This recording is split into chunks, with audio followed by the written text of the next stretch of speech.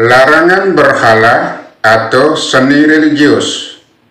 Analisis teologis Kitab Keluaran 20 ayat 4 dan kritik terhadap hermeneutika Protestan. Kitab Keluaran 20 ayat 4 sering menjadi ayat kunci dalam perdebatan antara gereja Katolik dan kalangan Protestan mengenai penggunaan patung atau gambar religius. Bunyi ayatnya demikian. Jangan membuat bagimu patung yang menyerupai apapun yang ada di langit di atas, atau yang ada di bumi di bawah, atau yang ada di dalam air di bawah bumi. Kalangan Protestan menafsirkan teks ini sebagai larangan mutlak terhadap pembuatan patung dalam konteks iman. Sedangkan gereja Katolik sebaliknya memahami bahwa teks ini adalah perintah untuk menghindari penyembahan berhala, bukan penolakan terhadap seni religius. Yang pertama, konteks biblis. Larangan berhala, bukan patung. Keluaran 20 ayat 4 tidak dapat dilepaskan dari ayat 5 yang berbunyi, jangan sujud menyembah kepadanya atau beribadah kepadanya. Ayat ini menegaskan bahwa yang dilarang adalah pemberhalaan, yakni sikap menukar Allah dengan ciptaan, bukan sekedar pembuatan patung. Kitab suci memberikan bukti bahwa Allah sendiri memerintahkan pembuatan benda-benda religius.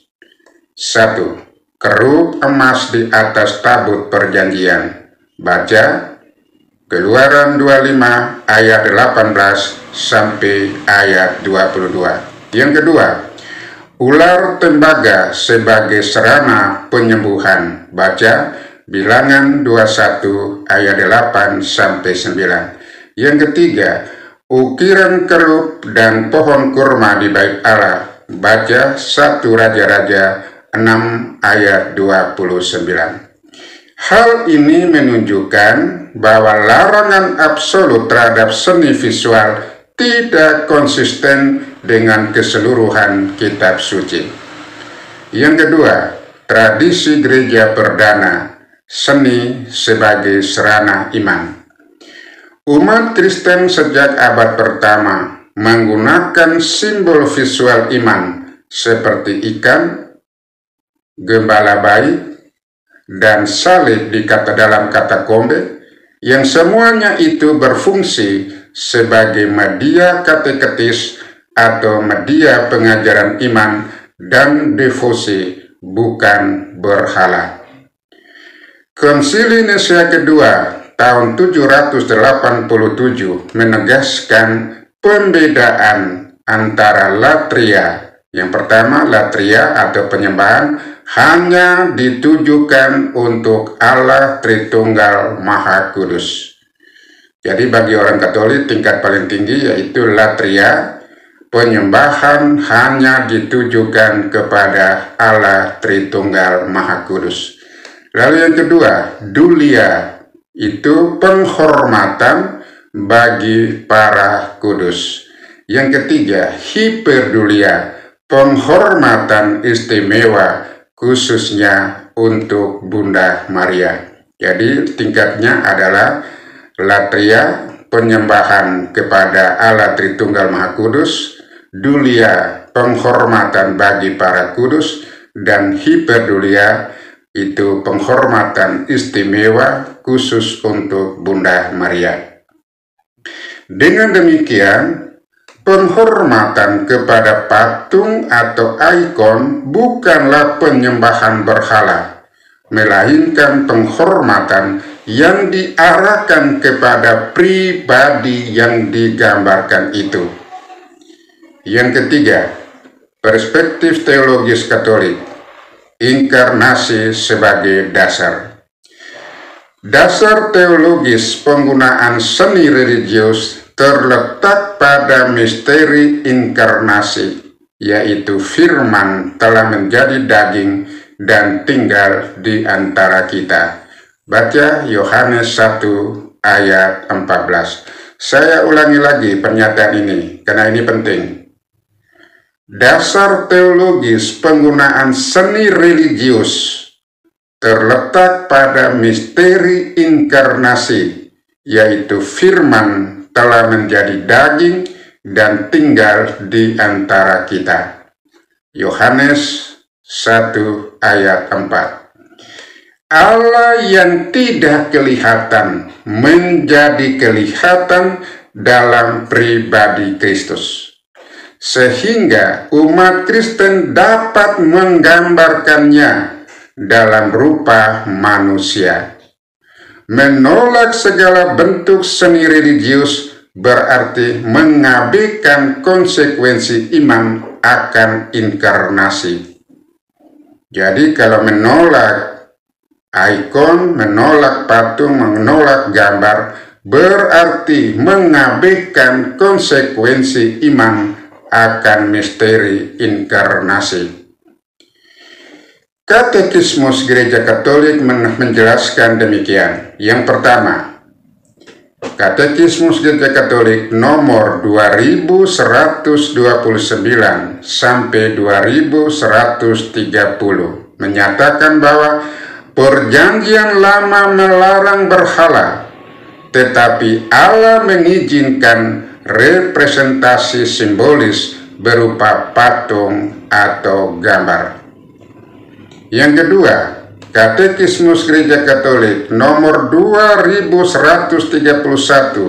sampai 2132 menyatakan demikian. Karena Putra Allah menjelma, maka seni Kristiani dapat menggambarkan Kristus, Bunda Maria, dan para kudus tanpa jatuh dalam penyembahan berhala. Allah yang tidak kelihatan tampak menjadi kelihatan dalam pribadi Yesus sebagai manusia. Maka umat Kristen dapat menggambarkan, dapat membuat patung pribadi yang tidak kelihatan karena sekarang sudah kelihatan. Jadi apa yang menjadi persoalan menyangkut patung dan gambar? Yang keempat, kita lihat kritik terhadap hermeneutika Protestan. Ini poin keempat. Yang pertama, reduksionisme literal. Hermeneutika Protestan cenderung membaca kitab Keluaran 20 ayat 4 secara literal tanpa memperhatikan ayat 5 dan tanpa menyeluruh pada kitab suci. Ini akibat dari budaya yang seringkali penggal ayat, hafal ayat ya seperti ini. Ini budaya yang hafal ayat, penggal ayat ya. Baca kitab suci secara keseluruhan, bukan penggal ayat. Hal ini menghasilkan pemahaman yang terpotong-potong. Ya. Ini resikonya kalau budaya penggal ayat, budaya hafal ayat, menjahit ayat, itu akibatnya. Hafal ayat, penggal ayat, memilih ayat mana yang suka, jadinya seperti itu. Yang kedua sekarang, nomor 2, kontradiksi internal. Dengan menafsirkan larangan ini secara absolut, Protestan menempatkan kitab suci dalam kontradiksi, karena Allah sendiri memerintahkan pembuatan simbol religius berupa patung. Ya, tadi sudah ditunjukkan bagaimana Allah memerintahkan pembuatan patung. Yang ketiga sekarang, pengabaian tradisi.